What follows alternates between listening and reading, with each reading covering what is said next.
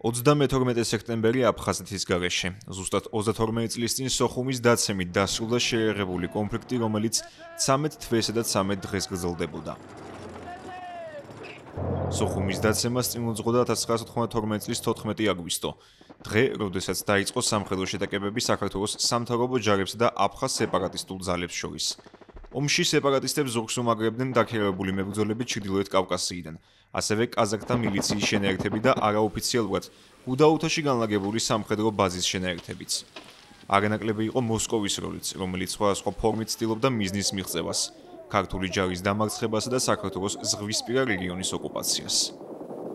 რუსული პოლიტიკის მაგალითი იყო ცეცხლის შეწყვეტის შესახებ სოჭის შეთანხმება, რომელიც ქართული შენაერთების დამარცხებამდე 2 თვით ადრე გაფორმდა. პირობა სეპარატისტულმა ძალებმა მალევე დაარღვიეს. მოსკოვის დახმარებით მათ 16 სექტემბერს იერიშის სოხუმზე მიიტანეს, ზღვიდან, ციდან და ხმელეთიდან.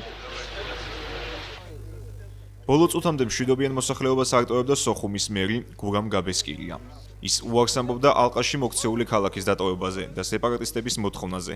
დაჩოქილიყო და პატიება ეთხოვა მათთვის, რაზეც საქართველოს ეროვნული გმირის პასუხი იყო: არასოდეს ჩემს სიცოცხლეში. ოკუპანტებმა მასთან ერთად ტყვედ ჩავარდნილი მთავრობის ყველა წევრი დახვრიტეს. სოხუმი დაეცა.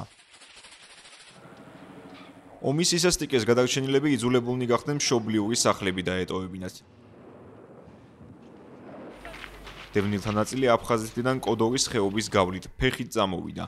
უმძიმეს გზას ბევრმა ვერ გაუძლო და დაიღუპა. მათ შორის იყვნენ ბავშვებიც. ტრაგედიის მასშტაბების ამსახველი ზუსტი მონაცემები დღემდე დაუდგენელია.